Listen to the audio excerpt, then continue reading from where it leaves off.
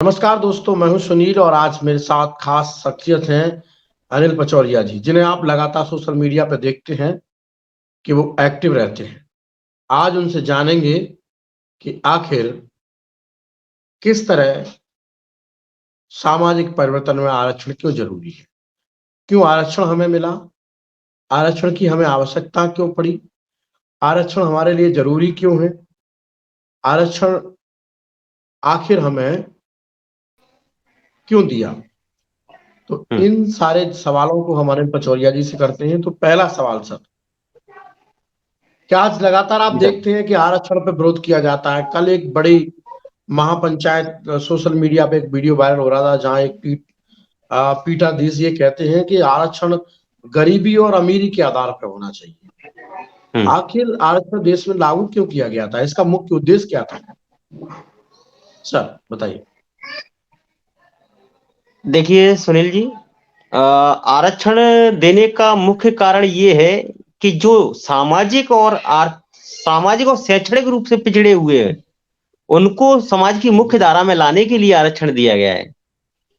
ये कोई जी। गरीबी उन्मूलन उन्मूलन कार्यक्रम तो नहीं है कि गरीबों को दिया जाए या आर्थिक आधार पे दिया जाए।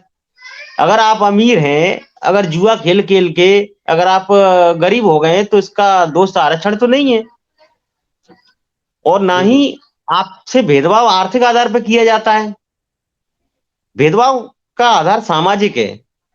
तो आरक्षण जी। हमेशा सामाजिक और शैक्षणिक पिछड़ेपन के आधार पर दिया जाना चाहिए, जो कि संविधान के मौलिक अधिकारों में लिखा गया है, आर्टिकल 15(4) और 16(4) में। मेरा ये मानना है।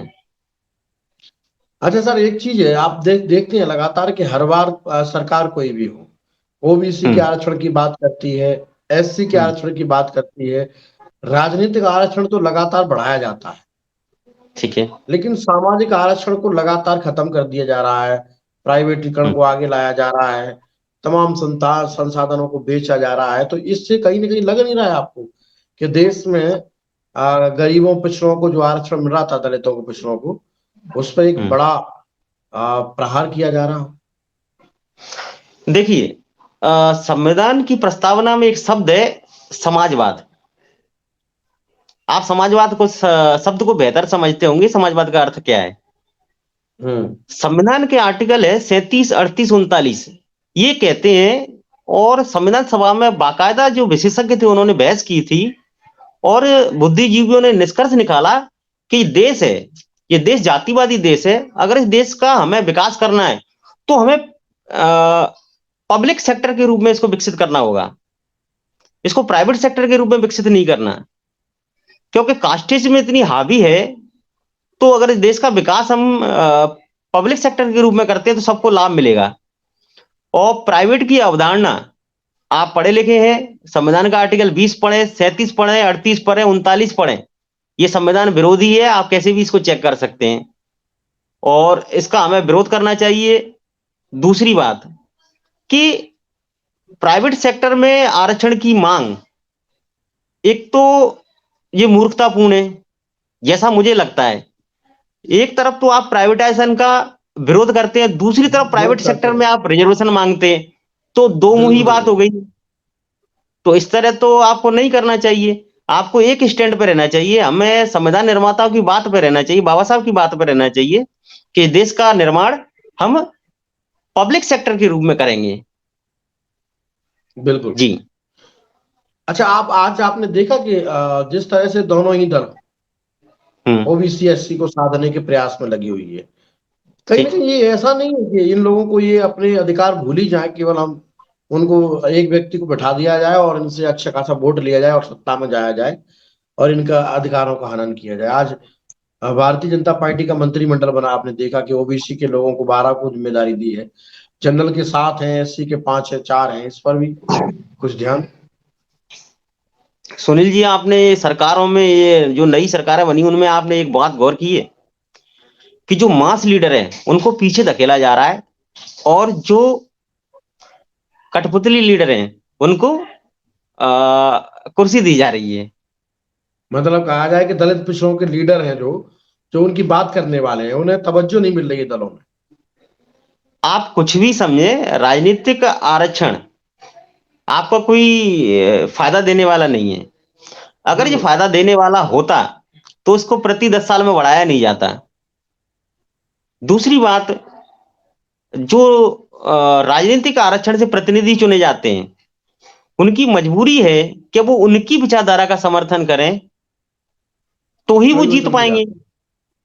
अगर हम ये राजनीतिक आरक्षण खत्म कर देते हैं तो लड़ाई सीधी सीधी विचारधारा की हो जाएगी, और वो इससे बचना चाहते हैं। जो संख्या में कम होते हैं वो हमेशा सीधी लड़ाई से बचना चाहते हैं। वो केवल बेहतर ये होगा चाहते हैं राजनीतिक कि आरक्षण को खत्म कर दिया जाए। और मतलब राजनीति आज से खत्म। जी। देखो, बोलिए। बाबा साहब ने अगर कुछ सोच के ही तो लिखा होगा कि 10 साल के लिए रखो इसको। राजनीतिक आरक्षण को। राजनीतिक आरक्षण 10 साल के लिए किया गया था कि 10 साल बाद इसकी समीक्षा करनी है कि बढ़ेगा कि नहीं बढ़ेगा।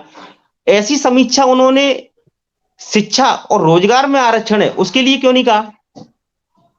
ये बात अच्छा, को तो भी हमको लोग तो सोचना ऐसा चाहिए। समझते हैं कि आरक्षण जो है देश के अंदर वो हम्म। केवल 10 साल के लिए हर सेक्टर में लागू किया गया था।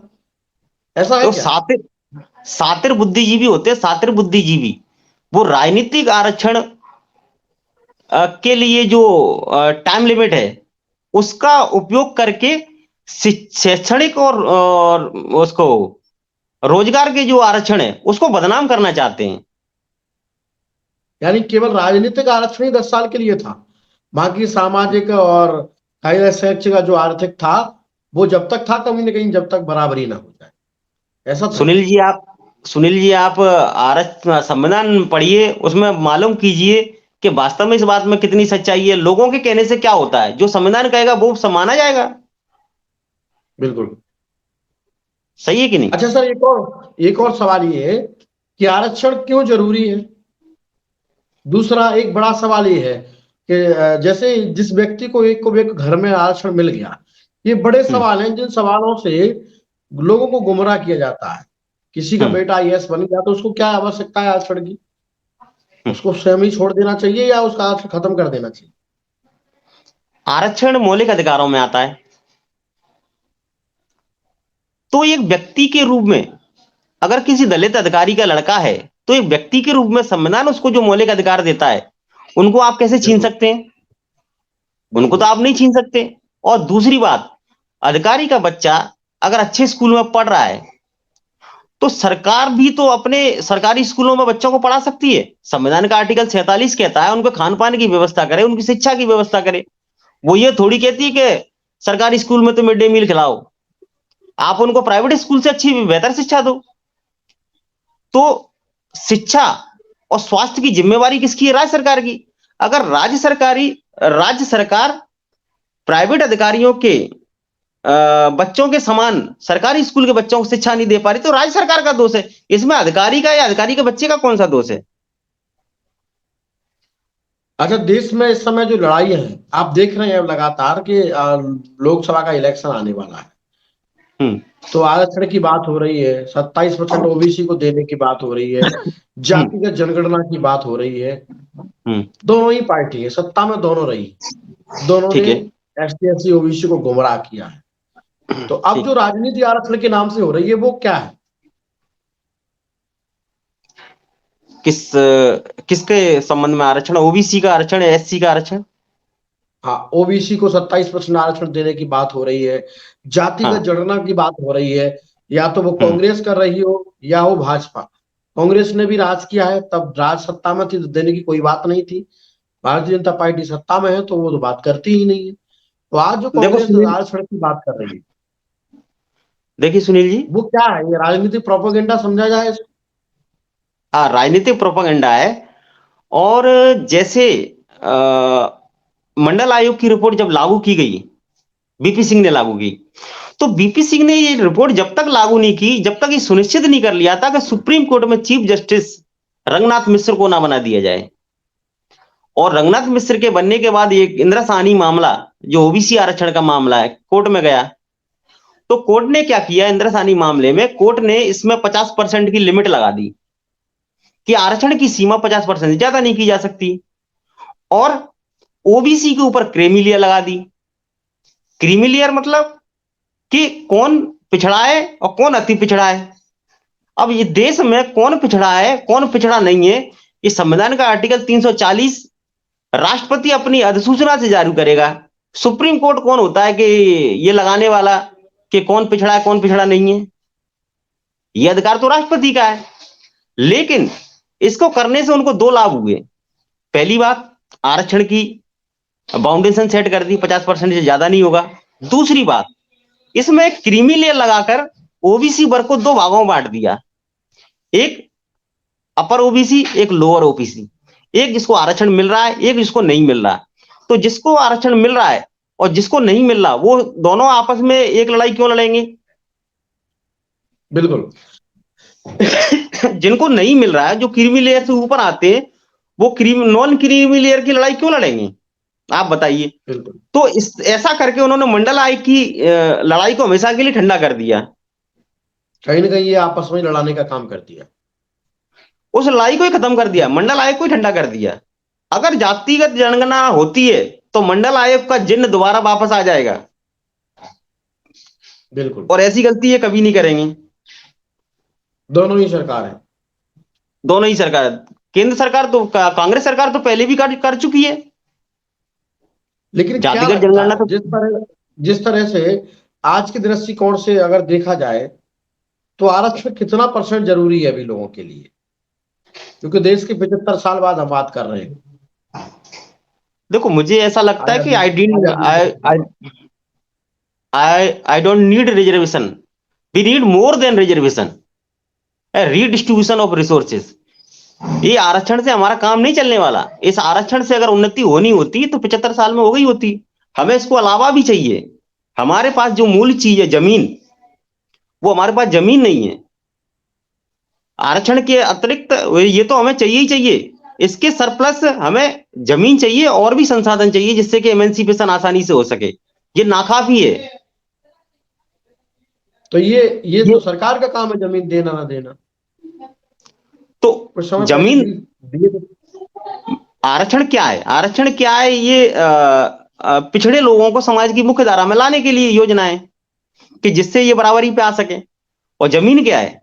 जमीन भी वही है कि इससे आर्थिक स्थिति सुधारी जा सके इनकी। लेकिन दिग्विजय सिंह सरकार ने बांटे तो थे मध्य प्रदेश में बहुत सारे पट्टे, तो वो भी तो एक रास्ता था निकालने का। क्या दिग्विजय समुद्र सिंह में से सरकार ने कुछ, बांटे तो थे। समुद्र में हाँ से निकाल बोलिए। के कुछ एक दो मोती पकड़ा दो तो उससे क्या होने वाला है? ये तो मतलब कि सदियों के प्यास, सोनीपत। सदियों के प्यास है। एक घूंट से इनकी प्यास थोड़ी बुझेगी, इनको बहुत कुछ चाहिए। उसके लिए तो जी सरकार में आना पड़ेगा। देखो, बाबा साहब कहते थे कि जाओ अपने घर की दीवार पे लिख दो कि शासक बनूं। काशीराम साहब कहते थे, उन्होंने काशीराम ने बाबा साहब की लड़ाई को आगे बढ़ाया। वो कहते थे कि जाओ अपने, तुमको इस देश का हुक्मरान बनना है। ये दोनों ही लोग शासक बनने पर जोर क्यों देते हैं? ये एक सोचने वाली बात है भाई कि आखिर ये दोनों दोनों लोग शासक बनने पर जोर देते हैं। अच्छा, किसी देश में अगर संविधान है तो संविधान का काम होता है कि किसी भी जाति, किसी भी वर्ग, किसी भी नस्ल का व्यक्ति है तो संविधान उनके अधिकारों की, सामाजिक, राजनीतिक और आर्थिक अधिकारों की रक्षा करेगा।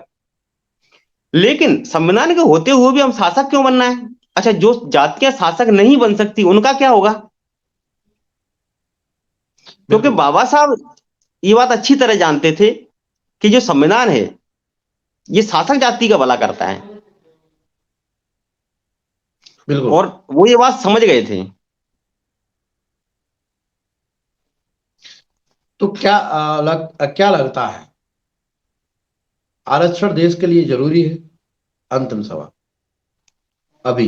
राजनीतिक और रोजगार से, रोजगार में आरक्षण बहुत जरूरी है। राजनीतिक आरक्षण को खत्म किया जा सकता है। किया जाए।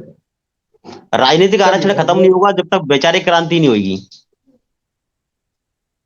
चलिए जी बहुत बहुत धन्यवाद सर आपका समय देने के लिए।